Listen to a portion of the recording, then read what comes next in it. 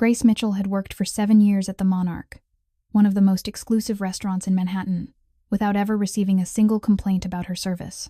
At 27 years old, she knew every corner of the establishment and was respected by both colleagues and management for her dedication and flawless professionalism. She carried scars that no one could see, the weight of her parents' death 3 years ago, the mountain of medical debt from her mother's cancer treatment, and the responsibility of raising her 14-year-old brother Noah all by herself. Every shift she worked, every tip she earned, went toward keeping Noah in his private school, where he studied on a partial scholarship, dreaming of becoming a doctor someday. It was during the Thursday evening gala that everything changed. Eleanor Blackwood, mother of the notorious Nathaniel Blackwood, walked into the restaurant with her circle of elite friends. Everyone in New York knew the Blackwood name, whispered about their empire of hotels and businesses, though few dared to speak openly about the darker power that family truly held. From the moment Eleanor sat down, she began making venomous remarks about the service, her voice rising deliberately so other guests could hear her criticisms. "This table is set incorrectly," Eleanor complained, while adjusting the silverware that was already perfectly aligned. "And where is the bread? We have been sitting here for 5 minutes." Grace approached with a professional smile, carrying a basket of warm artisan bread fresh from the oven. "Good evening, madam. I apologize for the delay. Here is your bread just out of the oven." Just out of the oven. Eleanor picked up a piece and examined it as if it were something disgusting. Hard as a rock. They cannot even make proper bread in this place. Eleanor's friends laughed nervously, clearly uncomfortable with their host's behavior. Grace maintained her composure as she always did in difficult situations. "I can bring a different selection if you prefer. We have many options." "No need. Seeing this incompetence has already ruined my appetite." Eleanor pushed the basket away forcefully. Grace picked up the basket without showing any irritation, though she felt the curious stares of surrounding guests. She had dealt with difficult customers before, but something about this woman's attitude went far beyond ordinary impatience. Throughout the dinner, Eleanor continued finding fault with everything. The soup was too salty. The wine was not at the correct temperature. The forks had imaginary stains. Each complaint grew louder, each remark more cutting. This waitress clearly was not trained properly, she told her friends, but loud enough for Grace to hear. "I wonder how she still has a job here." Grace felt her cheeks burn with humiliation, but continued serving the table with professionalism. She needed this job desperately. The situation escalated when Eleanor deliberately spilled red wine on her own expensive white Chanel dress. "Look what you did," she screamed, pointing directly at Grace. "You clumsy fool. You pushed me." "Madam, I was standing on the other side of the table," Grace replied calmly but firmly. "I did not touch you at all. How dare you call me a liar?" Eleanor stood up dramatically. "This dress costs more than your entire year's salary." The other guests stopped eating to observe. Silence fell over the main hall, broken only by the soft clinking of silverware and interrupted whispers. Richard Porter, the restaurant manager, appeared immediately with obvious tension on his face. He understood the importance of the Blackwood family, knew what they were capable of, knew that crossing them meant consequences no one wanted to face. "Mrs. Blackwood, please calm down. We will resolve this immediately." "Grace, apologize to her now," Richard said with a trembling voice. Grace looked at the manager in disbelief. 7 years of honest work, and he was asking her to apologize for something she did not do. "Mr. Porter, you know I did nothing wrong." She spilled the wine herself. "Grace," his voice came out higher than intended. "Apologize now, or you are fired." Eleanor smiled triumphantly, crossing her arms with an air of victory. This was exactly what she wanted, to humiliate this woman in front of everyone. "I am waiting." Eleanor tapped her foot on the marble floor. "A public apology for your incompetence." At that exact moment, something inside Grace shattered, not from the humiliation itself, but from the blatant injustice of the situation. She had dedicated 7 years of her life to this place, treated every customer like family, and now she was being forced to lie to protect the ego of a spoiled woman who believed her wealth and her family's dark power made her untouchable. She looked at Eleanor's main course, grilled salmon with vegetables and the house special sauce, and made a decision that would change her life forever. "You want an apology." Grace picked up the plate with both hands. "Here is my apology." And she poured the entire contents over Eleanor Blackwood's head. The sauce dripped down the perfectly styled platinum hair. Vegetables scattered across the silk-covered shoulders. Pieces of salmon stuck to the expensive diamond necklace. Eleanor stood frozen for several seconds, too shocked to react. The entire restaurant fell into absolute silence. Even the other servers froze mid-motion, plates suspended in the air, eyes fixed on the surreal scene unfolding before them. No one had ever dared to challenge the Blackwood family like this, and everyone knew there would be consequences. If you are enjoying this story, tap the like button and share it with someone who needs to hear this. Subscribe to our channel so you do not miss what happens next. Your support means everything to us. What Grace did not know was that Nathaniel Blackwood himself was about to watch this video, and his reaction would be nothing like anyone expected. Then Eleanor exploded. Her scream ripped through the silence like thunder in a quiet night. "How dare you do this to me?" Eleanor howled as sauce kept running down her face, dripping from her chin onto her expensive diamond necklace. "I'll ruin you. I'll sue you until you don't have a single cent left. Do you know who I am? Do you know what my family can do to you?" She swung toward Richard Porter with a crazed stare. "Call the police right now. I want this girl arrested. I want her in jail. I'll take this restaurant to court. You'll be shut down. Every one of you will pay." Richard Porter stood there trembling like a leaf before a storm, his face whiter than the tablecloth, his mouth moving but no words coming out. Eleanor's friends jumped up in a panic, trying to wipe sauce and vegetables off her with white napkins, but Eleanor slapped their hands away. "Don't touch me!" she screamed, her eyes locked on Grace, blazing with fury. Grace stood there with a strange calm. The storm had passed, and now she felt an odd, quiet peace spreading through her chest. Slowly, she untied the white apron she'd worn for 7 years, folded it carefully as if it were a sacred ritual, then set it down on the table beside the sauce that was still spreading. "Mrs. Blackwood," Grace said, her voice clear and steady over the guests' whispers. "You can sue me. You can destroy my career. You can use your family's money and power to do anything you want, but there's one thing you can't take from me. My dignity. I'd rather lose my job than kneel and apologize for a crime I didn't commit. For 7 years I've worked here. For 7 years I've treated every guest like family. And tonight I learned a lesson, that there are people who believe money can buy everything, even someone else's self-respect. But they're wrong." She turned to Richard Porter. "Mr. Porter, thank you for these 7 years, but I can't work in a place where I'm forced to lie to protect bullies." Then Grace turned and walked away, back straight, head held high, her steps steady across the gleaming marble floor. She didn't run, she didn't rush. Each step was a silent declaration of dignity no one could strip away.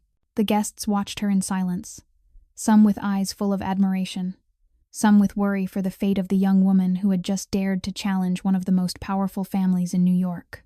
Grace's heels clicked in an even rhythm, each tap like the heartbeat of a proud spirit that refused to bow. And in the darkest corner of the restaurant, where the chandelier light couldn't reach, a man had been watching everything from beginning to end. Marcus Chen sat there alone, a glass of whiskey in his hand, long forgotten. He was the right hand of Nathaniel Blackwood, assigned to keep an eye on his boss's mother whenever she went out, because Nathaniel knew all too well that his mother's temper could cause unnecessary trouble. But tonight, Marcus had witnessed something he'd never seen in 10 years working for the Blackwood family. An ordinary person, with no money, no power, no backing, had stood up to Eleanor Blackwood and walked away like a queen.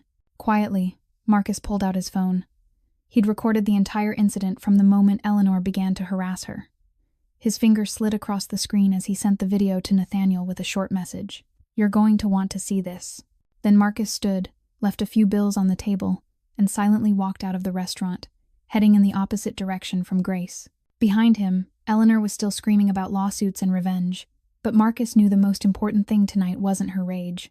The most important thing was the look in the girl named Grace's eyes when she stood up for herself.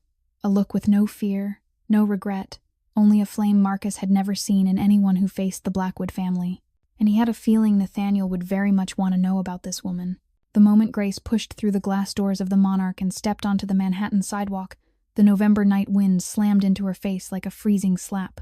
And suddenly, all the strength she'd just shown inside the restaurant vanished without a trace. Her legs started to shake. First a faint tremor in her knees, then spreading down into her calves, her ankles, until she had to grip a streetlight pole to keep from collapsing right there on the pavement. The adrenaline that had held her upright through her confrontation with Eleanor Blackwood drained out of her body, leaving behind a hollow space so empty it made her dizzy. Grace drew a deep breath, trying to steady the frantic rhythm of her lungs. What had she just done? She just dumped an entire plate of food over the head of the mother of one of the most powerful men in New York. She'd just thrown 7 years of her career into the trash in a single impulsive second. Her hand shook as she fished her phone from her pocket, the screen lighting up to a wallpaper photo of Noah in his school uniform, his bright smile cutting into her heart like a blade. She tapped his number, each ring stretching like a century. Noah picked up on the third ring. "Grace, why are you calling so early? Aren't you done with your shift yet?" His voice came through, surprised, and Grace had to bite down hard on her lip to keep a sob from spilling out. "Noah, something happened at the restaurant. I'm coming home earlier than usual. Don't worry, I'll tell you when I get home." There was silence on the other end. Then Noah's voice returned, tight with concern. "Are you okay? You sound weird." "I'm okay," Grace lied, forcing her voice into the most normal shape she could manage. "I'm just a little tired. Keep doing your homework. I'll be home soon." She ended the call before Noah could ask another question, because she knew if she heard his voice for even one more second, she'd cry right there on the crowded streets of Manhattan. Grace walked to the nearest bus stop, every step heavy as if she were wearing stones. She sat on the icy bench and watched yellow taxis glide past, pedestrians rushing by in thick coats, life continuing around her as if nothing had happened. But Grace's world had just collapsed. 7 years. 7 years she'd given to the monarch. 7 years of late nights and early mornings. 7 years of enduring difficult guests. 7 years of smiling even when she was exhausted to the bone. And now it had all dissolved into smoke because of one plate of salmon. The bus arrived. Grace climbed aboard like a machine, swiped her card, and found a seat at the back. She stared out the window, the city lights sliding by in blurred streaks, and in her mind the numbers began to line up. The rent for her studio in Brooklyn was due next week. This month's utilities still hadn't been paid. The medical debt from her mother's cancer treatment still had more than $50,000 left unpaid. Noah's private school tuition, even with a partial scholarship, still devoured nearly $1,000 a month. And now she didn't have a job. Worse than that, she'd just provoked the Blackwood family, a family that, according to the rumors, could make anyone disappear from this city if they wanted to. Who would dare to hire her after this? The news would spread. People in the restaurant world all knew each other, and no one wanted to hire an employee who had poured food over a customer's head, especially when that customer was Eleanor Blackwood. Grace felt her throat tighten. She'd fought to protect her dignity, but what was the price? What would happen to Noah? He was only 14. He dreamed of becoming a doctor. He needed a real education, and she'd promised her mother before she died that she'd take care of him properly. Tears began to slide down Grace's cheeks, and she quickly turned her face toward the window so no one would see. Had she been selfish?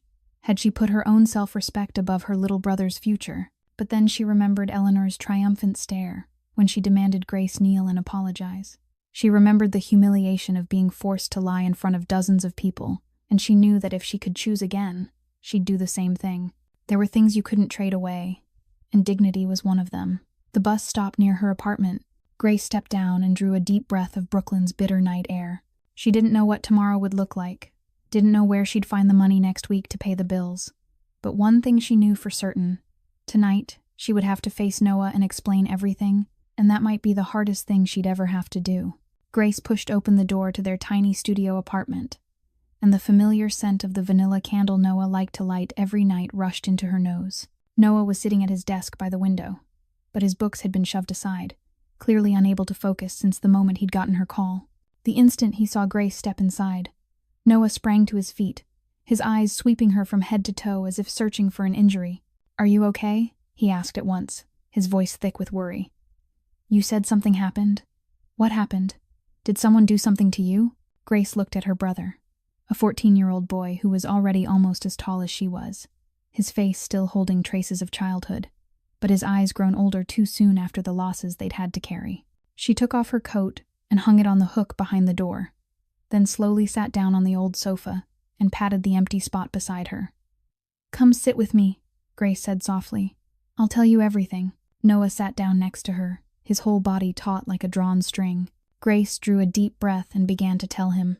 From the moment Eleanor Blackwood walked into the restaurant with that arrogant attitude, the bitter remarks, the humiliation rising minute by minute, all the way to the moment Eleanor poured wine onto her own dress and blamed Grace for it. Grace told him how Richard Porter demanded she apologize, about the ultimatum that forced her to choose between her job and her self-respect, and finally, about the decision to dump the plate of salmon over the head of that powerful woman. When Grace finished, The room fell into silence. Noah sat there, lips pressed tight, his eyes darkening in a way Grace recognized immediately, the way he tried to hold his feelings down whenever he was angry or scared. "You lost your job," Noah said, not as a question but as a statement. "Yes," Grace admitted. "I lost my job, so what are we going to live on?" Noah's voice shook slightly. "Next month's rent, my tuition, and the hospital debt too."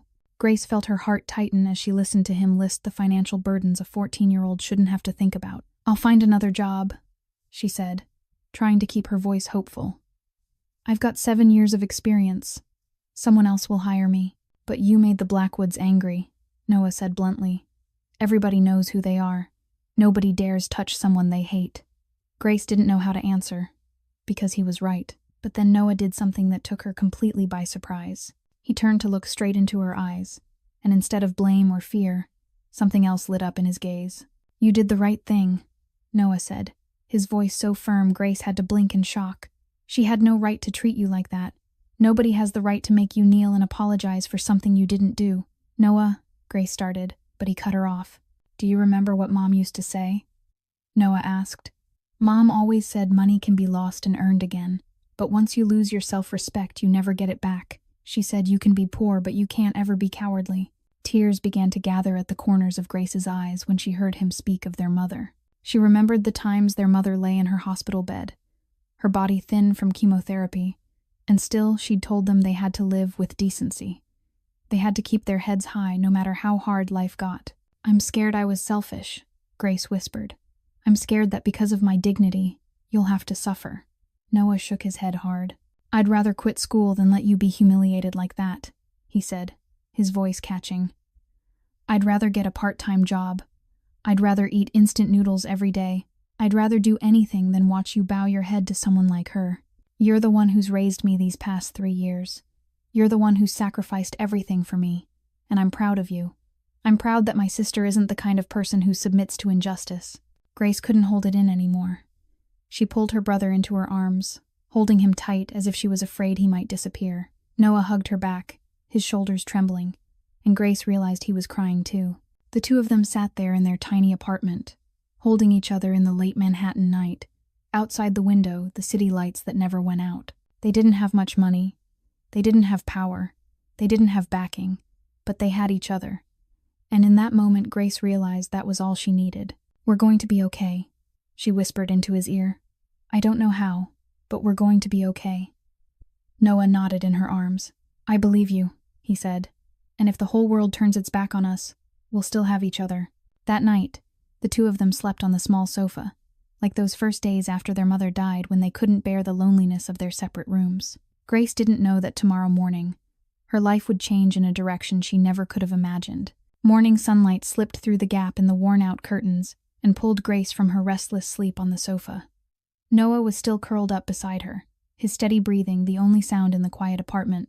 Grace gently eased his arm off her, got up to make a cup of coffee, and tried not to think about the reality waiting for her. Right then, her phone buzzed hard, the screen flashing the name Diane, her closest coworker at the Monarch. Grace hesitated for a second, then answered.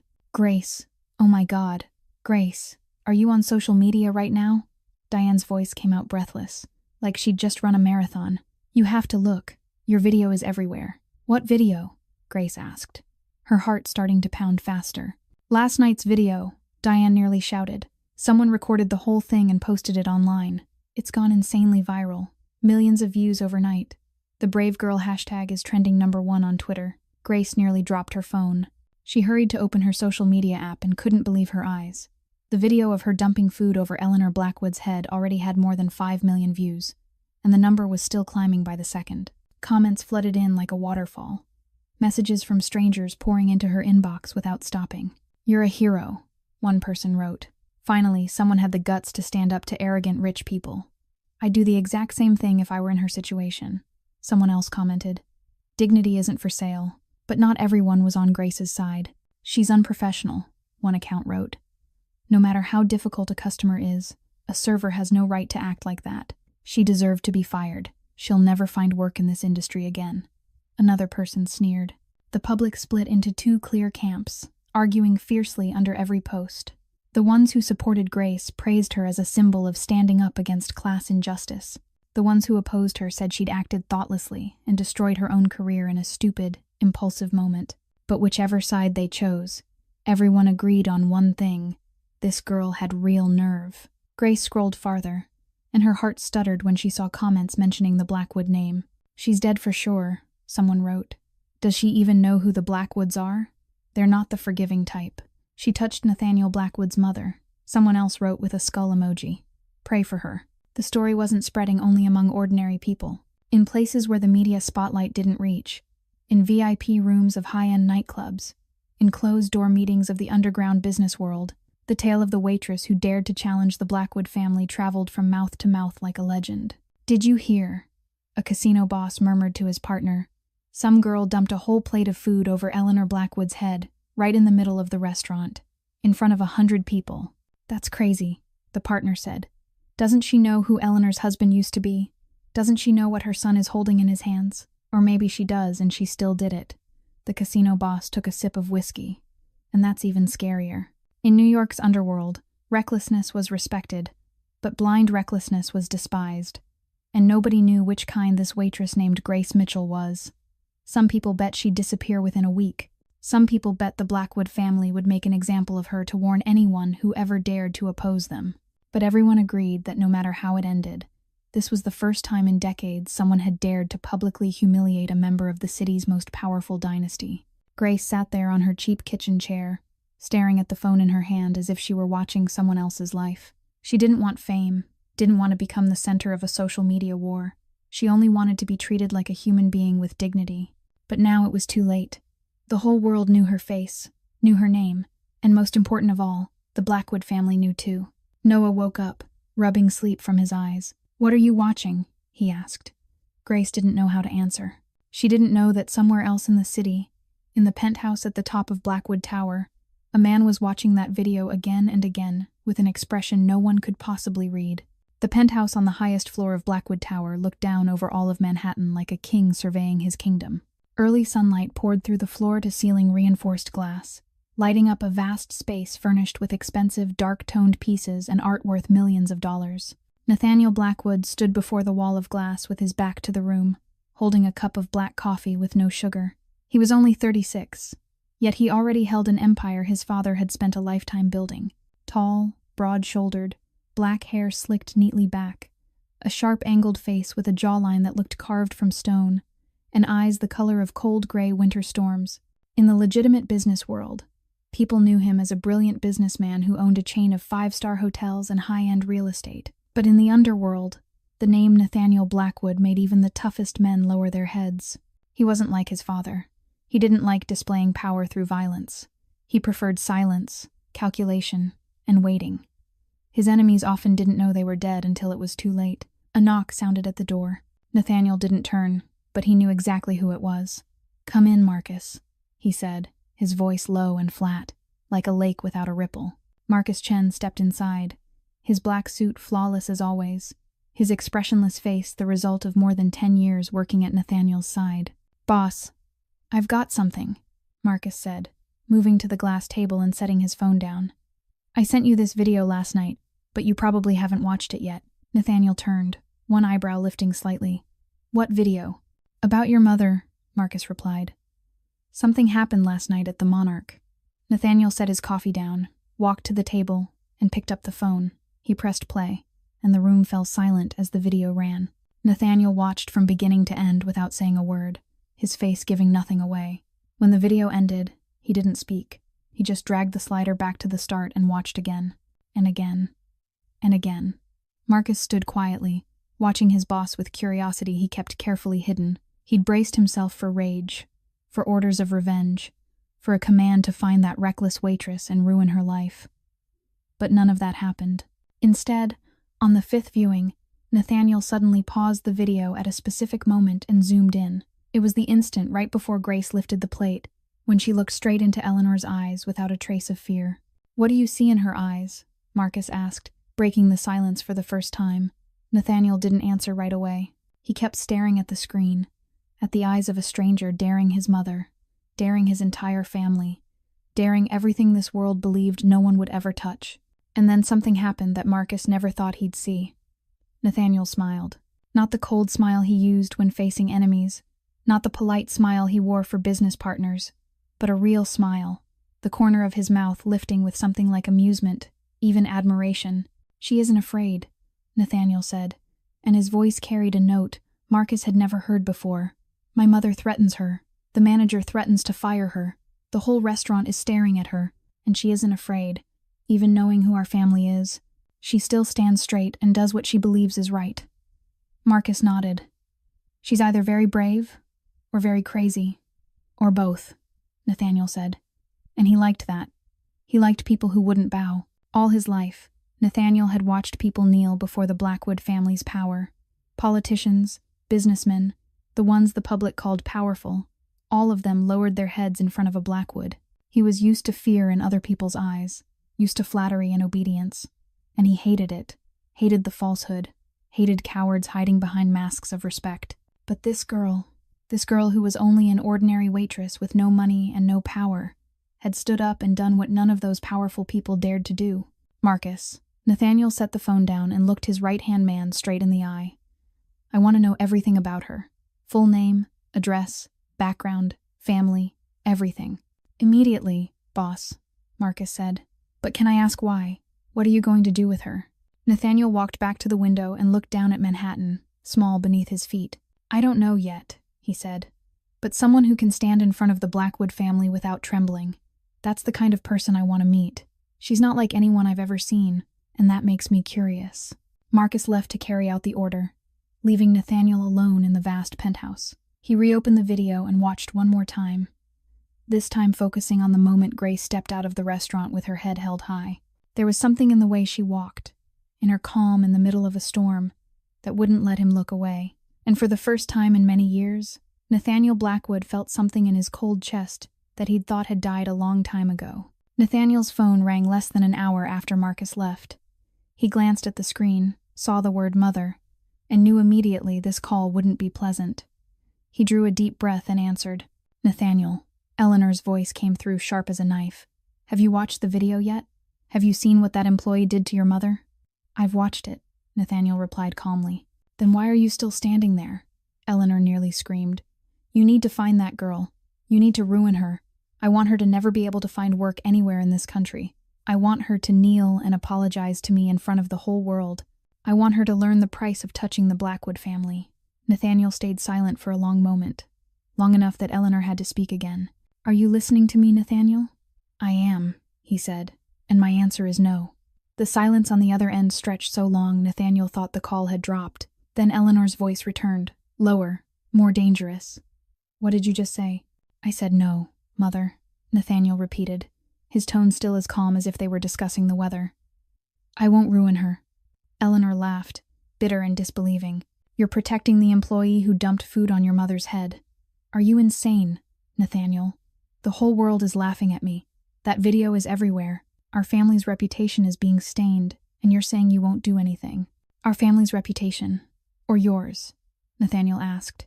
"Because from what I saw in that video, you started it all. You humiliated her all evening. You poured wine onto your own dress and blamed her. You wanted her to kneel and apologize for a crime you invented, and when she refused to submit, you called it an insult to the family." "Nathaniel Blackwood," Eleanor gasped, her voice trembling with rage. "How dare you speak to me like that?" "I'm only telling the truth, Mother, and the truth is you went too far. I've looked the other way so many times when you treated servers badly. I've pretended not to see it when you humiliated people you thought were beneath you. But this time I can't, because that girl did nothing wrong. She was only protecting her dignity." "Dignity," Eleanor snorted with contempt. "A penniless waitress talking about dignity. What is she to stand beside our family? She's a human being."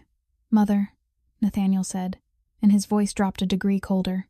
"And that's what you seem to have forgotten a long time ago. You've lived in money and power for so long you've forgotten that the people who serve you are human too. They have families, they have dreams, they have self-respect. They're not objects for you to step on whenever you're bored." "You're putting a waitress above your own mother," Eleanor screamed, her voice cracking with outrage.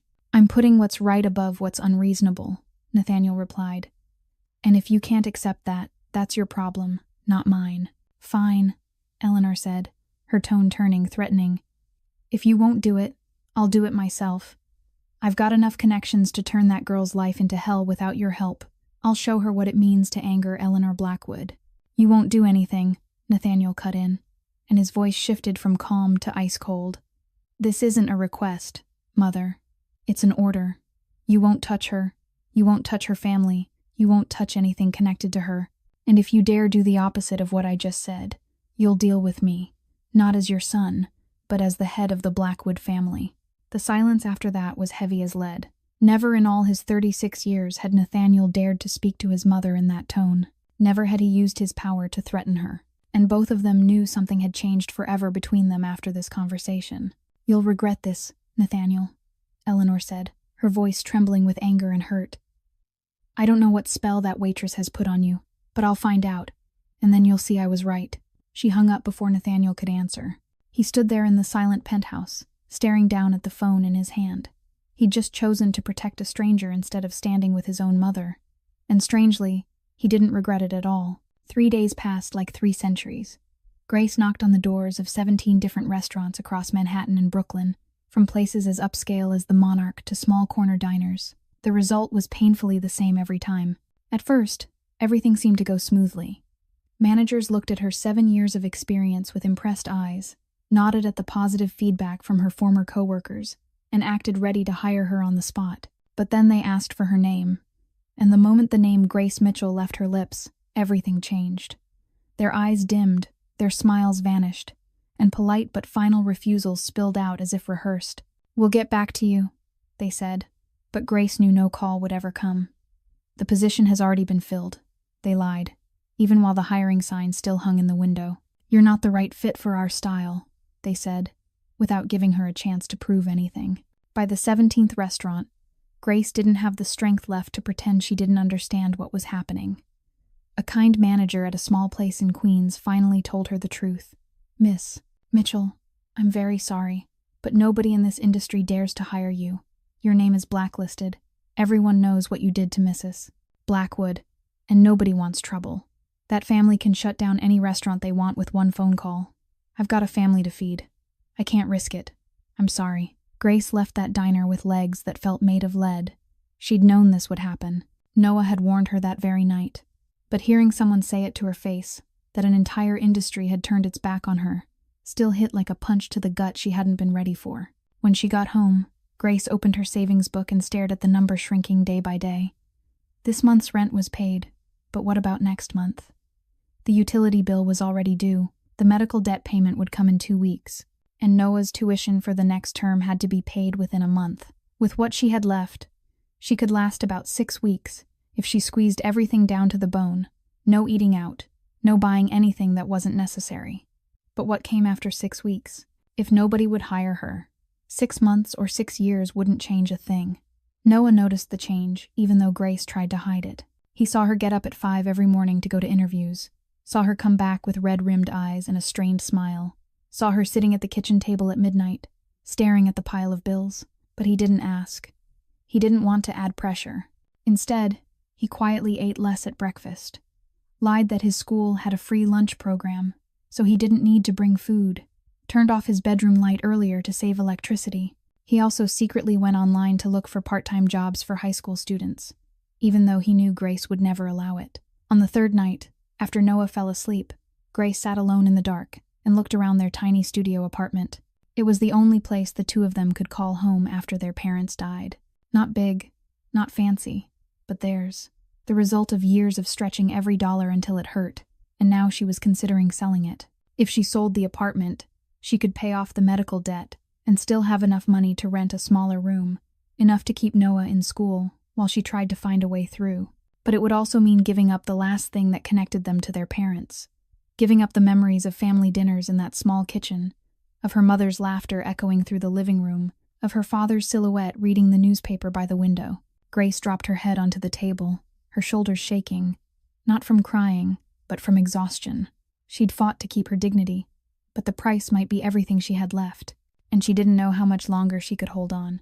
On the morning of the 4th day, Grace stepped out of the apartment with a new list of addresses in her hand, determined to try her luck farther away, maybe in New Jersey or Connecticut. places where the Blackwood name might not reach.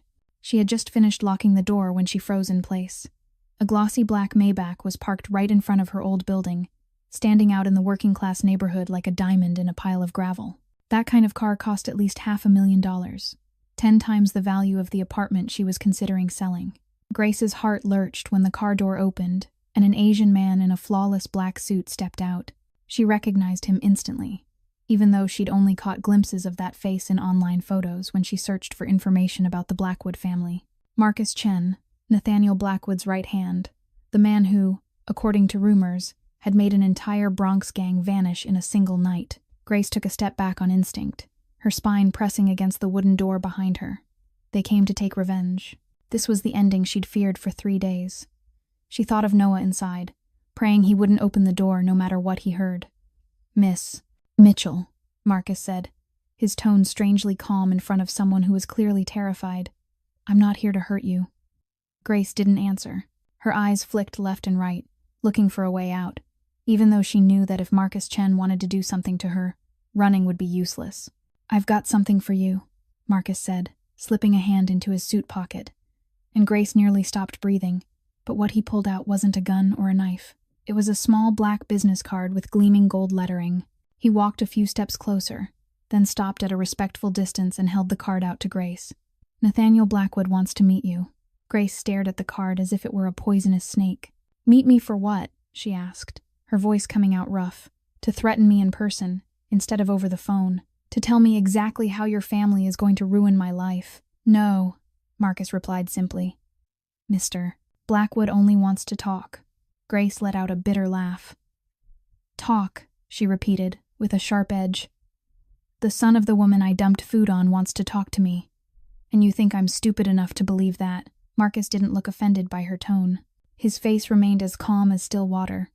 "Miss Mitchell, if Mr. Blackwood wanted to hurt you, he wouldn't need to send me here with a business card. You're smart enough to understand that. The name Blackwood can open every door in this city, and it can close every door too, as you've seen over the last 3 days." Grace flinched at that last line.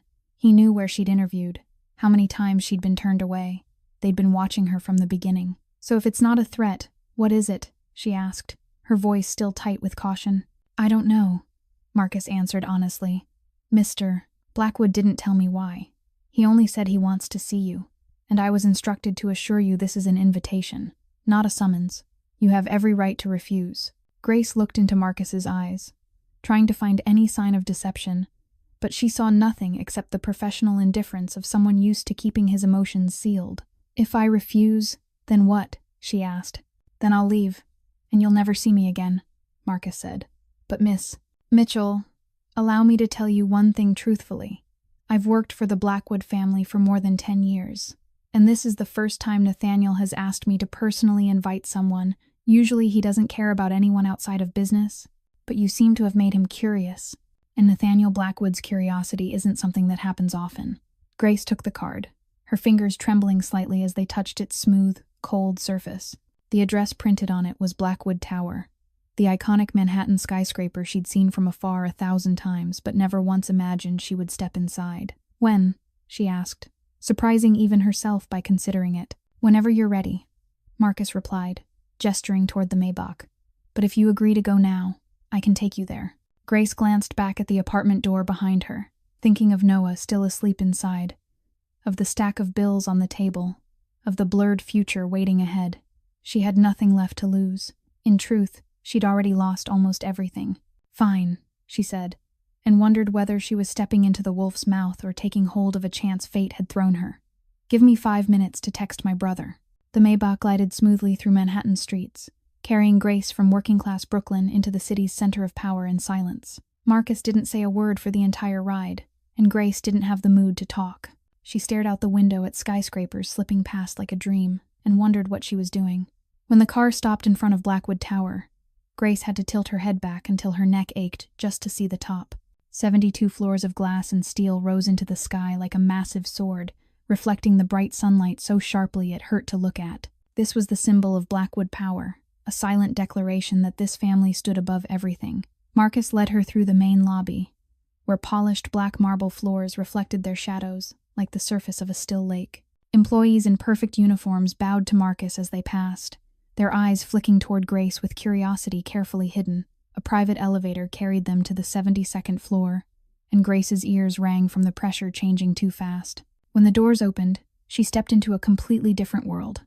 The penthouse was as large as a whole field, with soaring ceilings and glass walls that looked out over Manhattan from above.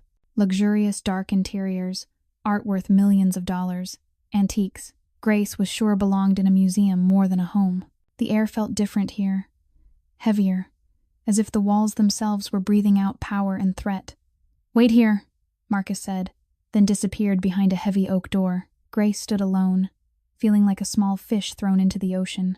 She didn't dare sit on the expensive leather chairs, didn't dare touch anything, only stood still and tried to control a heartbeat that pounded like war drums.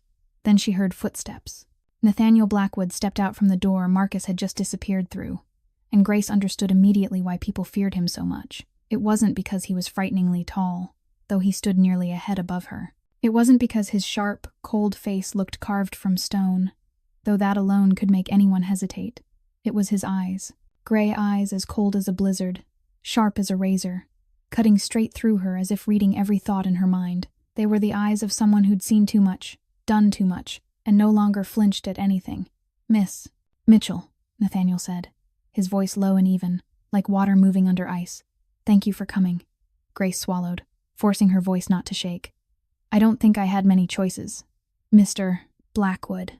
Nathaniel tilted his head slightly, something flickering in his icy eyes, vanishing too fast for Grace to know what it was. "You had a choice," he said. "Marcus told you. This was an invitation, not an order." "Then why did you invite me here?" Grace asked bluntly, no longer patient for circles. "To tell me in person that you're going to ruin my life because I insulted your mother." Nathaniel didn't answer right away. He walked to the glass window and looked down at Manhattan, small beneath his feet, his back to Grace. "I've watched that video many times," he said, "and there's one thing I don't understand." "What?" Grace asked. "Why did you dare to do it?" Nathaniel turned back to face her. "You knew who my mother is. You knew what my family can do. You knew you'd lose your job and never find another in this industry. You knew all of that, and you still did it. Why?" Grace met those cold, gray eyes, and strangely, she didn't feel the fear she expected. Maybe because she'd already lost too much and had nothing left to fear. "Because I'm not an object for people to step on," she said, her voice clear and steady in the vast room. "Your mother may be rich, may be powerful, may make this whole city tremble, but that doesn't give her the right to humiliate me. It doesn't give her the right to make me kneel and apologize for something I didn't do. I may be poor, I may be just a waitress, nobody knows, but I'm still a human being, and my dignity isn't for sale, even if the price is everything I have." The room fell silent after her words. Nathaniel stood motionless, his eyes still fixed on her without blinking. But something was changing in that stare, a small crack in the thick ice he'd built for years. "You know," he said after a long moment, "all my life I've met thousands of people, politicians, businessmen, the ones the world calls powerful, and every one of them bows to my family. Every one of them is willing to sell their soul for a little advantage. But you, an ordinary waitress, dared to stand straight and say no. You dared to trade everything, just to keep something most people don't even realize they've lost. Self-respect." He paused, and what he did next caught Grace completely off guard. He smiled, not a cold smile, not a mocking one, but a real smile that made his sharp face look different all at once, younger, more human. "And that makes me curious about you, Miss Mitchell," Nathaniel said, very curious. That smile disappeared as quickly as it had come, and Nathaniel returned to his familiar cold expression. He walked to a black oak desk, took out a file, and set it down in front of Grace. "I have an offer for you," he said. Grace eyed the folder with undisguised suspicion. "What kind of offer? Do you know the Sterling?" Nathaniel asked. Grace nodded. Who in the restaurant world didn't know the Sterling? A 5-star restaurant inside the Blackwood Grand Hotel in the heart of Manhattan, where a single dinner cost what she used to earn in a whole month at the Monarch. "The current manager of the Sterling just resigned," Nathaniel went on. "I need someone to replace them, and I want that person to be you." Grace thought she'd misheard him. She opened her mouth to speak, but no sound came out. Nathaniel Blackwood, the son of the woman she'd dumped food on, was offering her the manager position at one of the most luxurious restaurants in New York. Are you joking? She finally managed. I don't joke, Nathaniel replied, especially not about business. But why? Grace asked, her voice still full of doubt. I publicly humiliated your mother. That video is everywhere. My name is being blacklisted across the industry. And you want to hire me? It doesn't make any sense. Nathaniel studied her for a long moment before he answered. You have 7 years of experience with a spotless record, not a single complaint. That's rare. And you have something I look for in a manager but rarely find. What? A spine, Nathaniel said. Someone who will stand up for what's right even when there's a price to pay. That's the kind of person I need. Someone who won't bow to unreasonable customers just because they're rich. Someone who puts standards and principles above money. The Sterling needs someone like that.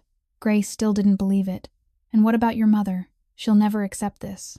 My mother doesn't get to decide who works for me, Nathaniel replied, his voice cooling a degree when he mentioned Eleanor. This is my company, not hers. Grace looked down at the file, opened the first page, and nearly lost her breath when she saw the proposed salary. It was 5 times what she'd made at the Monarch, enough to pay off the medical debt within 2 years. Enough for Noah to keep studying without having to worry about money. Enough for the 2 of them to live a comfortable life she'd never dared to imagine. But she'd lived long enough to know there was no such thing as a free lunch. Especially when that lunch was offered by a Mafia kingpin. What do you want from me? Grace asked bluntly, meeting Nathaniel's eyes. Nobody gives anything for nothing, especially someone like you. So what's the real price? What do you want me to do in exchange for this job? Launder money? Cover illegal activity? Or something else I don't want to know about? Nathaniel didn't look offended by her directness. Instead, he seemed to reassess her all over again, his sharp gaze moving across her face as if searching for something. You really aren't afraid of anything, he said, and it was an observation, not a question. I've lost too much to be afraid of losing more, Grace replied. But I won't sell my soul. I'd rather stay blacklisted than get involved in anything illegal. If that's what you want, I'm sorry, you chose the wrong person. Nathaniel was quiet for a moment. Then he nodded slowly, as if he'd found the answer he needed. Good, he said. Then here's our deal. You'll manage the Sterling like a normal restaurant. Fully legal, no laundering, no hiding anything. Your job is to make it the best restaurant it can be. Nothing more, nothing less. And my conditions, Grace said. I won't do anything that goes against my conscience. I won't mistreat staff no matter who the customer is. And if you ask me to do something I believe is wrong, I'll refuse, even if it costs me the job. Nathaniel's eyebrow lifted, as if he wasn't used to anyone setting terms with him. Are you negotiating with me? I'm protecting my boundaries, Grace replied. That's not negotiable. A tense moment passed, the 2 of them staring without blinking, like fighters measuring each other. Then Nathaniel laughed, a small sound from his throat, as if he couldn't quite help it. You really are different, he said. Fine. I agree to all your conditions. You'll have full authority to run the Sterling the way you believe is right. I won't interfere with daily operations, and if there's any problem, you can speak to me directly. He held out his hand. So do we have a deal, Miss Mitchell? Grace looked at that hand, the hand of a man all of New York feared, the hand that rumors said had done terrible things to his enemies. But she also saw the opportunity, the chance to change her life, and Noah's, a chance she wasn't sure would come twice. She reached out and took his hand. We have a deal, Mr. Blackwood. Nathaniel's hand was warm and steady, gripping hers just firmly enough to show seriousness, but not hard enough to hurt. And in the moment their hands met, Grace felt something shift, as if a new door had opened in front of her, leading to a road she couldn't see the end of. Call me Nathaniel, he said. Grace nodded. Then you can call me Grace too. The first 2 weeks at the Sterling were the hardest stretch of Grace's career. The staff watched her with suspicious eyes, some of them even whispering behind her back about the viral video and why Nathaniel Blackwood would hire someone like her. They thought she was the boss's lover. Or worse, a tool Nathaniel was using to punish his mother by deliberately hiring the woman she hated. But Grace didn't care about the rumors. She focused on the work, applying the philosophy she'd learned over 7 years at the Monarch and the lessons her parents had taught her when she was still a child. Everyone deserved respect, from the head chef to the dishwasher, from VIP guests to the cleaning staff. She met with every employee one-on-one, listened to their struggles, remembered their children's names, asked about their families. She changed schedules so the ones with small kids could pick them up on time. She increased break time between shifts, improved staff meals, and most important of all, she stepped in to protect her people from unreasonable customers. Once, a wealthy businessman, drunk on alcohol, shouted a young server to tears just because an appetizer came out 2 minutes late. Grace walked over and, calm but firm, asked him to leave the restaurant. When he threatened to call Nathaniel Blackwood, Grace smiled and told him to go right ahead, then personally escorted him to the door. The story spread through the restaurant like wildfire, and after that, the staff's attitude toward her changed completely. They stopped looking at her like an outsider who'd taken someone's place. They started looking at her like a real leader, someone willing to stand in front of them and take the hit. The Sterling's revenue climbed steadily week by week, not because of flashy marketing strategies, but because of the simplest truth. Happy staff served customers better, and customers who had a good experience came back. 5-star reviews flooded travel and food sites, people praising not only the cuisine, but also the warm, professional service. And Nathaniel Blackwood began to appear more and more often. At first, he came under the excuse of checking operations, sitting at his usual corner table with a glass of whiskey in his hand, watching the way Grace ran the restaurant with that sharp, measuring gaze. But little by little, his visits lasted longer, and the reason of business checks quietly turned into conversations. Those conversations usually began after closing, when the staff had gone home and the restaurant sank into quiet darkness. Grace would pour herself a cup of coffee, pour Nathaniel a whiskey, and they'd sit across from each other at the table by the window overlooking Manhattan streets glittering with lights. They talked about everything, about work, about life, about different ways of seeing the world. Nathaniel asked about Noah, about how Grace had raised her younger brother alone for 3 years, about her parents and the medical debt she was still fighting to pay. Grace asked about the Blackwood Empire, about the weight of inheriting a powerful dynasty, about the loneliness she could see behind his cold eyes. What surprised Nathaniel the most was that Grace never feared speaking to him honestly. When he made a business decision she believed was wrong, she told him it was wrong. When he became arrogant or too cold, she pointed it out without hesitation. Once, Nathaniel complained about a partner who dared to reject his offer, his voice edged with threat, as if he were weighing the consequences that person would suffer. Grace set her coffee cup down and looked him straight in the eye. "People have the right to say no," she said. "Even when the one asking is Nathaniel Blackwood. Someone disagreeing with you doesn't mean they're insulting you. Sometimes it only means they have a different view, and a good leader listens to a different view instead of threatening the people brave enough to speak it."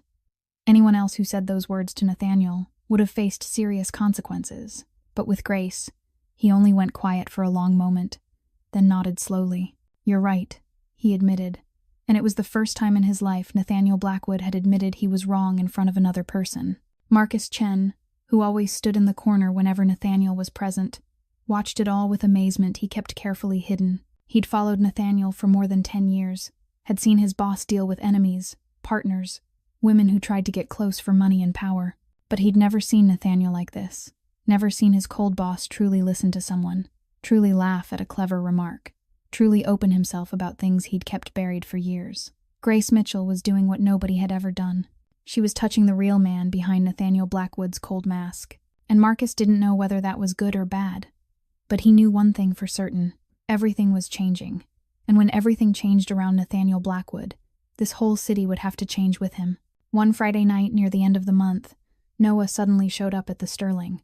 Grace was double-checking the weekend reservation list when the restaurant doors opened, and her 14-year-old brother walked in with his school backpack on his shoulder and that familiar bright smile. "Grace, I came to pick you up," Noah said. "I finished my exam early today, so I thought I'd surprise you." Grace was about to rush over and hug him when she noticed Nathaniel sitting at his usual corner table, a whiskey in his hand, those gray eyes watching Noah with open curiosity. Noah noticed the presence of the unfamiliar man too. He slowed mid-step, and his instinctive guard made him move closer to his sister. "Who's that?" "Grace." Grace drew a breath, unsure how to introduce him. "This is Nathaniel Blackwood, the owner of this restaurant," she said. "And this is Noah, my brother." Noah's eyes widened at the name Blackwood. He realized at once this was the son of the woman Grace had dumped food on in that viral video. He looked at Nathaniel with a wary stare, his body going rigid as if he was ready to protect Grace at any moment. But instead of acting threatening, Nathaniel stood and walked over, his face softening in a way that felt unusual for him. "So this is the brother Grace talks about," he said. "She told me you want to become a doctor." Noah didn't answer right away, still measuring the man in front of him. Then he lifted his chin and looked Nathaniel straight in the eye with a courage that went far beyond his 14 years. Yes, I want to be a doctor so I can help people like my mom, people who don't have enough money to get treated the right way. Nathaniel tilted his head slightly, something flickering in those cold eyes. That's a noble goal, he said. And how are you doing in school? I'm top of my class, Noah answered without false modesty. I've got a partial scholarship at school, and I'll earn a full scholarship in college. My sister won't have to worry about me. Grace watched her brother, pride swelling in her chest. He'd grown up too fast in the last 3 years, had carried too much loss, and still held on to hope and determination. Nathaniel studied the two of them for a moment, then turned to Grace. You should go home with your brother, he said. I don't have anything else to discuss tonight. Grace nodded her thanks and led Noah out of the restaurant. On the way home, Noah stayed quiet for a long time before he finally spoke. The way he looks at you is different, he said. Different how? Grace asked. I don't know how to explain it. Noah shrugged. But I've never seen anyone look at you like that. Like you're the most precious thing in the room. Grace didn't answer, but her cheeks burned in the dark. A week later, Noah ran home with a stunned expression. Grace, he shouted. The school called me into the office today. They said someone paid all my tuition through my high school graduation. They didn't say who, but they told me I don't have to worry about money anymore. I can just focus on studying. Grace knew immediately who it was. That night she stayed late at the Sterling, later than usual, waiting for Nathaniel to appear. When he walked in and took his usual table, she brought his whiskey over and sat across from him. Why did you do that? She asked straight out. Nathaniel didn't pretend not to understand. Because the boy deserves it, he replied simply. And because I can. I don't need charity, Grace said, her voice edged. It isn't charity. Nathaniel met her eyes. It's an investment. I invest in people I believe will do something meaningful. And Noah will become a good doctor. I'm certain of it. Grace wanted to argue, wanted to say she didn't need his help, but she looked into those gray eyes and saw something that made her fall silent. No pity, no attempt to buy her, only a sincerity she'd never seen in him before. Thank you, she finally said. Just 2 words, but carrying everything she couldn't turn into language. They sat there talking all night, longer than they ever had before. Nathaniel told her about his father, the previous Blackwood boss, the man who built the empire from nothing but also taught Nathaniel that emotions were weakness. He never hugged me, Nathaniel said, his voice dropping in the darkness. Never said he loved me. Only lessons about power and survival. And when he died, I didn't know if I was sad. I only knew I had to take over everything. I had to become the man he wanted me to be. Grace told him about her parents, about the happy years when their family was whole, about the shock of her mother's cancer diagnosis, about the sleepless nights in the hospital holding her mother's hand, about the car accident that stole both her parents' lives in a single moment, and about the scar on her wrist, a memory from an abusive relationship she had to escape before she finally found peace. When she pulled up her sleeve to show Nathaniel the scar, his eyes darkened in a dangerous way. Where is he? He asked, his voice like ice. You don't need to know, Grace replied. That's the past. I got through it. Nathaniel didn't say anything else, but his finger brushed the scar on her wrist, gentle as if he was afraid of hurting her. And in that moment, under the faint streetlight slipping through the glass, Grace saw something she'd never seen in Nathaniel Blackwood. Tenderness. They talked until the Manhattan sky shifted from black to purple to pink, until dawn flooded the restaurant and broke the darkness apart. And when they finally left, something between them had changed, an invisible thread linking 2 lonely hearts that had found each other in a city of millions. News that Nathaniel had hired Grace as the Sterling's manager finally reached Eleanor's ears. She learned it from Sophia Harrington, who had gone to the restaurant for dinner and immediately recognized that the waitress who'd gone viral online was now running the entire place. Sophia called Eleanor at once, her voice dripping with sarcasm and malice. Mrs. Eleanor, do you know what your son is doing? He didn't just hire that employee. He's been coming to see her almost every day. The whole city's gossiping that they're involved. Eleanor nearly smashed her phone when she heard. She'd told herself Nathaniel was only rebelling for a moment, that his interest in that waitress would cool with time. But this, not only hiring her but meeting her constantly, was beyond any limit Eleanor could tolerate. One Tuesday afternoon, when the Sterling was still quiet, the restaurant doors suddenly opened, and Eleanor Blackwood walked in. She wore a luxurious black dress, her platinum hair pinned up flawlessly, and every step in her expensive heels struck the marble floor like a warning. Grace was checking tonight's banquet tables when she froze at the sight of that woman. She recognized Eleanor instantly. That face had haunted her through too many sleepless nights after what happened at the Monarch. "So this is the little girl who's put a spell on my son," Eleanor said loudly, her voice echoing through the restaurant and making the staff preparing for the evening stop and stare. "I've got to admit, you're better than I thought. You didn't just dump food on my head. You climbed into my son's bed to secure your future." Grace felt heat rush into her face, but she held her anger down. "Mrs. Blackwood," she said as calmly as she could, "please leave my restaurant." "Your restaurant?" Eleanor laughed with contempt. "This is the Blackwood family's restaurant. My son's restaurant. And you're just a whore pretending to be a manager." A few employees stood open, mouthed in shock. Grace stepped closer, facing Eleanor head-on, and she didn't back up even 1 inch, even though the woman in front of her could ruin her life with a single phone call. "I'll say it one more time," Grace said, her voice clear. "Please leave right now."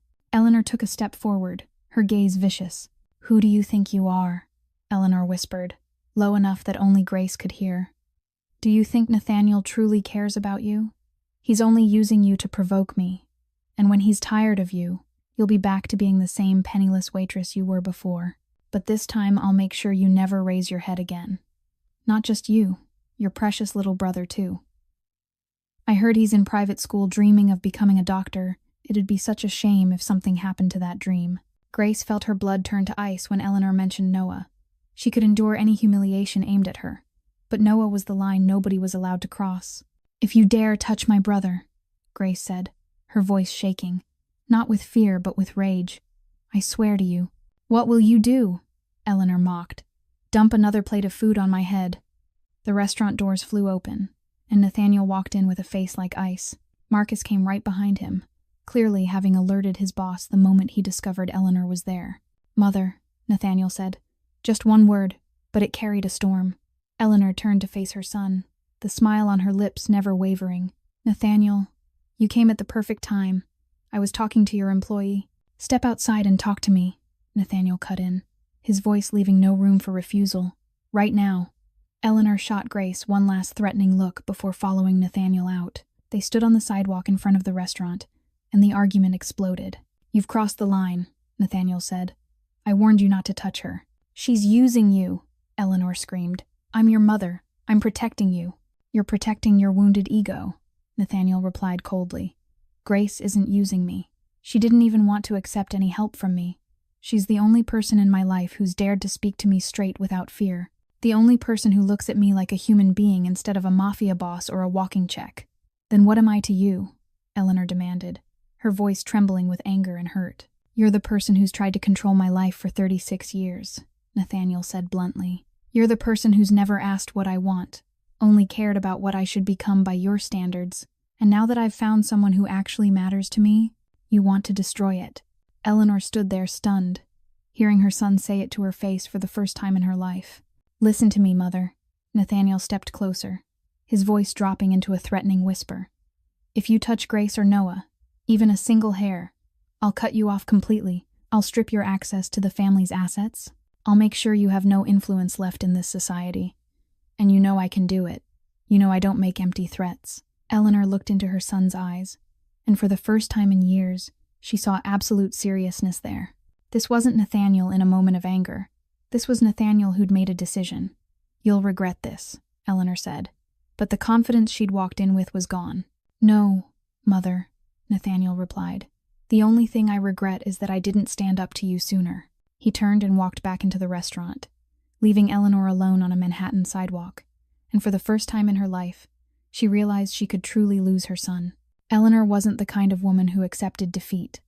After the confrontation with Nathaniel outside the Sterling, she went home with her heart packed with rage and humiliation. Her own son had chosen a waitress over his mother, had threatened to cut her off because of a woman Eleanor considered unworthy of even a glance. Eleanor sat in the grand living room of her sprawling mansion, draining one glass of liquor after another, and in her drunken haze she made a decision she would regret for the rest of her life. She called Viktor Volkov, the boss of the Russian Mafia family competing with the Blackwoods for power along the East Coast.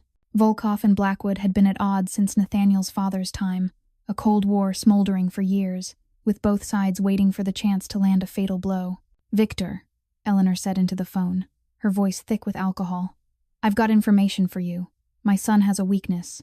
A waitress named Grace Mitchell, and her little brother. Nathaniel cares about them more than anything else. If you want leverage on my son, that's how." Eleanor didn't think about consequences, didn't think about the fact that she was betraying her own blood. She only wanted Grace gone from her son's life, at any cost. 3 days later, Noah vanished. The boy didn't come home after school the way he always did. Grace called his phone dozens of times, but all she got was the long, hopeless, ringing tone. She called the school. They said Noah had left at 3 in the afternoon as usual. She called his friends. No one had seen him after dismissal.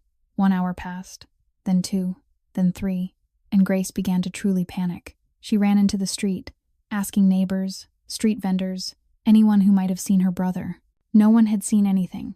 At 8 that night, Grace's phone buzzed. A message from an unknown number arrived with a photo that made her heart stop. Noah was sitting on a wooden chair, his hands tied behind his back, his mouth sealed with tape, his eyes wide with terror. The message underneath read, "Tell your lover we want to talk. If the police show up, the boy dies." Grace collapsed onto the floor, her legs no longer strong enough to hold her up.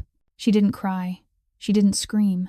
She just sat there, trembling, staring at the image of her brother bound like an animal, and feeling the world crumble around her. For the first time in the 3 years since her parents died, Grace completely lost control.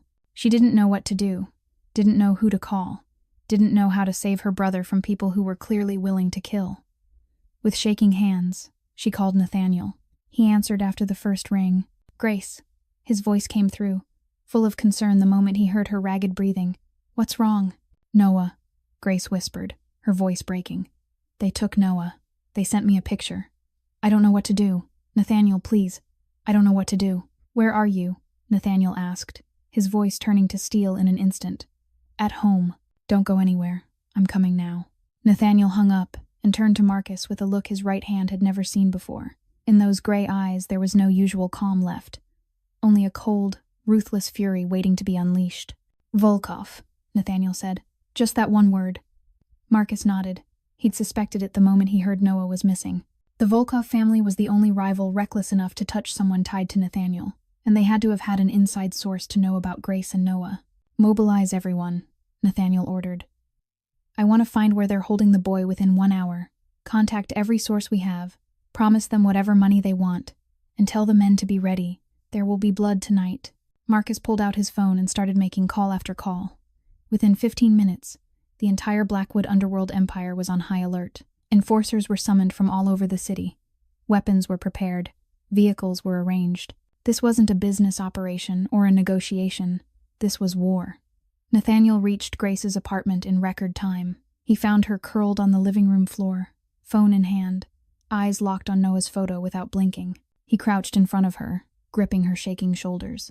"Grace, look at me," Nathaniel said softly but firmly. "I'm bringing Noah back. I promise you, no one touches what's mine and lives." Grace looked up at him, her eyes red but dry, as if she was too terrified to cry. "I can't lose him," she whispered. "Noah's all I've got left. If anything happens to him, I won't survive it." "You won't lose him," Nathaniel said, his hand cupping her cheek, his voice set like a nail driven into wood. "I'll make sure of it, even if I have to burn this whole city down." Marcus's phone rang. He listened for a moment, then turned to Nathaniel. "We found them," Marcus said, "an abandoned warehouse at the Brooklyn docks. There are at least 10 guards. Nathaniel rose, his face hardening into the cold mask of a killer. Tonight, he would show the Volkov family, and the world, exactly why no one was allowed to touch the people Nathaniel Blackwood cared about. Brooklyn's docks lay swallowed by darkness at midnight, with only the pale yellow glow of a few streetlights spilling onto the ink-black water. The abandoned warehouse sat at the far end of the row, an old red brick structure from the industrial boom of the early 20th century, now the den of the men who dared to kidnap the little brother of the woman Nathaniel Blackwood cared about. A convoy of black vehicles stopped 300 meters away, silent as ghosts.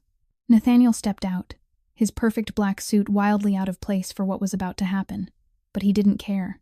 Marcus stood at his side and handed him a handgun. Nathaniel checked the magazine, then tucked it behind his back, his gray, ice-cold gaze sweeping over the warehouse ahead. 12 men, Marcus murmured. 4 guards outside, 8 inside. The boys on the second floor, northeast corner. Nathaniel nodded. I want one alive for questioning, he said, his voice empty of emotion. The rest don't matter. 20 Blackwood gunmen moved like shadows through the night, surrounding the warehouse from every direction. The 4 guards outside were taken down in silence, throats cut before they could make a sound. Nathaniel led the main assault team, kicked the rusted iron door off its hinges, and stepped inside like death dropping from the sky. Gunfire exploded in the enclosed space, every shot precise and lethal. Nathaniel moved with a terrifying calm, dropping one man who aimed at him, dodging a bullet from the left, and answering with 2 shots to the attacker's chest. He wasn't the best shot in the group, but he was the coldest. No hesitation, no mercy. This was the other side of Nathaniel Blackwood, the side he usually hid behind expensive suits and polite smiles at high society dinners. This was the monster his father had created, the monster willing to kill without flinching to protect what belonged to him. The raid lasted less than 10 minutes. The 8 men inside lay motionless on the frigid concrete floor, blood spreading into dark pools under the beam of flashlights. Only one was still breathing, shot in the leg by Marcus and cuffed behind his back for later interrogation. Nathaniel climbed the stairs to the second floor, his footsteps thudding on rotten wood. He kicked open the door in the northeast corner and saw Noah. The boy sat on the wooden chair exactly as in the photo, hands still bound, mouth still taped, but his eyes lit up when he saw Nathaniel. Nathaniel stepped forward, gently peeled the tape from Noah's mouth, then cut the ropes. Are you hurt? Nathaniel asked, his voice softening completely compared to minutes before. I'm okay, Noah answered, his voice shaking slightly but forcing strength into it. They didn't do anything. They just threatened me. Where's Grace? She's waiting at home, safe. Nathaniel helped the boy to his feet. I'm taking you back to her right now. Noah suddenly threw his arms around Nathaniel, his small shoulders trembling. I was so scared, the boy whispered. I tried to be brave, but I was scared they'd kill me. Nathaniel went still for a moment, not used to being held like that. Then he slowly placed a hand on Noah's back. You're safe now, he said. No one can hurt you anymore, I promise. They left the warehouse, and Marcus put Noah in the car to bring him back to Grace first. Nathaniel stayed behind to interrogate the one man still alive. He crouched in front of him, gray eyes cold as the frost of hell. Who told you about the boy and the girl? Nathaniel asked. The man spat blood onto the floor and sneered. I don't know anything. Nathaniel pulled a knife from inside his jacket, slowly set the blade against the man's little finger. I'll ask again, he said calmly. And every time I hear the wrong answer, I'll cut off a finger. When I run out of fingers, I'll move to toes, then to other parts. I've got all night. Fear flashed across the man's face as he looked into Nathaniel's eyes and realized this wasn't an empty threat. All right, he screamed. A woman, she called Boss Volkov. She said she was your mother. Nathaniel froze. He heard the words, but his mind refused to process them. His mother, his own mother, had handed information to the enemy so they could kidnap an innocent 14-year-old child. What did she say? Nathaniel asked, his voice so hollow it was frightening. She said you had a weakness, the man stammered. A waitress and her little brother. She said if the boss wanted leverage on you, that was how. Nathaniel stood, turned, and walked away, leaving the man for the others to deal with. He stepped out of the warehouse, drew in the cutting cold air of the Brooklyn night, and felt something inside him die forever. He'd suspected many things about his mother, her arrogance, her selfishness, her cruelty, but he'd never believed she'd go this far. She'd been willing to let an innocent child be killed just to punish a girl who'd embarrassed her. Nathaniel pulled out his phone and called the family's lawyer. The man answered after a few rings, his voice thick with sleep from being woken after midnight. I want you to do what I told you last week, Nathaniel said coldly. Cut off my mother's access to the family assets completely. Freeze every account she's using, cancel her credit cards, and make sure she can't touch a single dollar of Blackwood money ever again. Mr. Blackwood, the lawyer hesitated. She's your mother. Are you sure? She's not my mother anymore, Nathaniel replied. From this moment on, Eleanor Blackwood is dead to me. When the car brought Noah back to their Brooklyn apartment, Grace had been waiting at the door for a long time. She rushed out and wrapped her arms around her little brother, squeezing so tight Noah had to gasp that he couldn't breathe. But Grace didn't let go. She just held him like that, tears sliding down her cheeks, her whole body trembling with relief. "I'm okay, sis," Noah whispered. "I'm okay. Nathaniel saved me." Grace lifted her head and looked at Nathaniel, standing a few steps away, still in his black suit now speckled with blood, his face exhausted, but his eyes softening as he watched the two of them. She slowly released Noah, walked up to Nathaniel, and without a single word, she hugged him. Nathaniel went still for a second. Then his arms slowly closed around her, holding tight as if he was afraid she'd disappear. They stood there in silence, in the freezing Brooklyn night, holding each other like two people who'd survived a storm. "Thank you," Grace whispered against his chest. "Thank you for saving Noah. Thank you for keeping your promise." Nathaniel didn't answer. He just held her tighter. Then he placed a hand beneath her chin, lifted her face, and under the pale yellow streetlight, he looked into her eyes, still red from crying. "I don't know what I would have done if I'd lost you," he said, his voice rough with emotions he wasn't used to showing. "I've lived 36 years without truly caring about anyone, but now I can't imagine a life that doesn't have you in it." Grace looked into those gray eyes, the eyes that had once been cold as a blizzard and were now warm in a way she'd never seen before. She didn't speak. She just rose onto her toes and pressed her lips to his. Their first kiss was gentle and soft, not rushed, not demanding, just two lonely souls who had finally found each other. Noah stood in the doorway, watching them with a huge grin, deciding this was the perfect moment to slip inside and give them space. A year passed since that fateful night. Grace and Nathaniel were officially dating, even though they kept it quiet from the media and the public. Noah moved into a larger apartment Nathaniel bought for the two of them, even though Grace fought it fiercely at first until Nathaniel convinced her it was for Noah's safety. The Sterling kept thriving under Grace's management, becoming one of the highest-rated restaurants in New York. And Eleanor, she lived in a kind of living hell. After Nathaniel cut her off completely, word spread through high society like wildfire that she'd betrayed her own son to a rival Mafia family. No one knew the exact details, but everyone knew Eleanor had done something unforgivable, something so severe her own son had turned his back on her.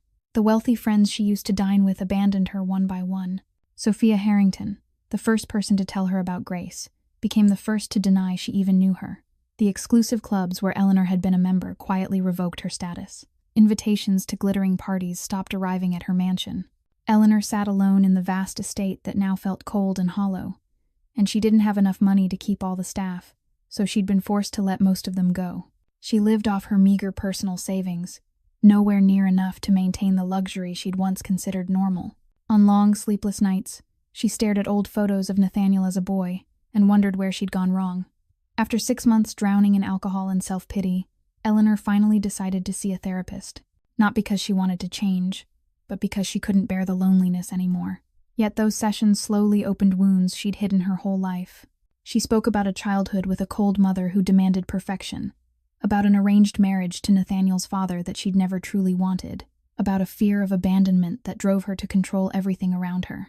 She realized she'd treated Nathaniel the exact way her own mother had treated her, and that toxic circle had destroyed the one relationship that had ever truly mattered. Eleanor began to change, slowly, painfully. She learned to look at herself honestly, to accept fault instead of blaming others, to understand that money and status didn't give her the right to grind other people down. After a year of therapy, she decided to do the thing she feared most: ask to see Grace and apologize. She sent a handwritten letter to the Sterling, making no demands, only asking for 10 minutes to talk. Grace received the letter and hesitated for a week. She had every reason to refuse. This woman had nearly gotten her brother killed. But then she remembered what her mother had always taught her: that forgiveness wasn't forgetting. It was freeing yourself from the weight of hatred. She agreed to meet Eleanor at a small cafe in Brooklyn, far from the curious eyes of high society. Eleanor walked in looking nothing like the arrogant woman from before. She was thinner. Her hair had gone grayer, and in the eyes that had once held nothing but contempt, there was only exhaustion and regret. "Thank you for agreeing to meet me," Eleanor said, her voice trembling slightly. "I know I don't deserve you hearing me after everything I've done. But I need to say this. I'm sorry. I'm sorry for humiliating you at the restaurant. I'm sorry for threatening you and your brother. And I'm sorry for doing something unforgivable that nearly got Noah killed. I'm not asking you to forgive me because I know I don't deserve it. I just want you to know I truly regret it. And I'm trying to become a better person, even if it's probably too late." Grace looked at the woman in front of her, and for the first time, she didn't see an enemy. She saw a woman who'd lost everything and was trying to find herself again. 5 years after that fateful night at the Monarch, Grace Blackwood sat in the familiar black Maybach, watching through the window as they pulled up to the very restaurant where everything had begun. She wasn't the anxious 27-year-old waitress weighed down by worry anymore. Now she was Grace Blackwood, Nathaniel's wife, co-owner of the upscale restaurant group called Mitchell & Sterling, a successful businesswoman respected throughout the industry. Nathaniel opened the car door for her and took her hand as she stepped out. He was still as striking and coldly handsome as the day they met, but his gray eyes were always warm whenever they landed on her. The platinum wedding band on his finger glinted under the Manhattan streetlights. Noah stepped out of the car behind them, now a tall 19-year-old in his second year at Columbia Medical School on a full scholarship. He'd achieved his dream of becoming a doctor, and Grace knew their parents were smiling from somewhere high above. And the last person to step out made anyone who remembered the old story blink in disbelief. Eleanor Blackwood, now 70, her hair completely silver, her face far gentler than the arrogant, cruel woman she'd once been. After 4 years of therapy, volunteering at support centers for abused women, and proving her change day by day, she'd slowly been welcomed back into the family, though with clear boundaries. Richard Porter, still the manager at the Monarch, nearly collapsed when he saw Grace walk in. "Mrs. Blackwood," he said, his voice trembling, "it's an honor to welcome you." Grace smiled. "A table for 4, Mr. Porter." They sat at the best table in the restaurant, the very one Eleanor had sat at 7 years earlier on that fateful night. Grace looked around the familiar dining room, remembering every corner where she'd once worked, remembering late nights when her feet ached but she still forced a smile for customers, remembering the moment she'd lifted that salmon plate and changed her life forever. "Who would have thought a plate of food dumped on someone's head could lead to all of this?" Eleanor said, her voice carrying a touch of self-mocking humor. "A family, a business empire, and a mother-in-law with better manners." Everyone laughed, including Grace. 5 years ago, she couldn't have imagined sitting at dinner with Eleanor without wanting to dump something on her again. But people could change, and Eleanor had proven it. "Grace," Noah said, "I want to raise a glass to you, for everything you've done for me, for never giving up, no matter how hard life got, and for teaching me that dignity is the most precious thing a person has. No one has the right to take it away, and you should never trade it for anything." Grace felt her eyes sting. She held Nathaniel's hand on her left, Noah's on her right, and looked at Eleanor across from her. This was her family, built from the ashes of tragedy, bound together by forgiveness and growth. Nathaniel lifted his glass. "To second chances," he said, "and to people brave enough to change." Eleanor nodded, her eyes shimmering.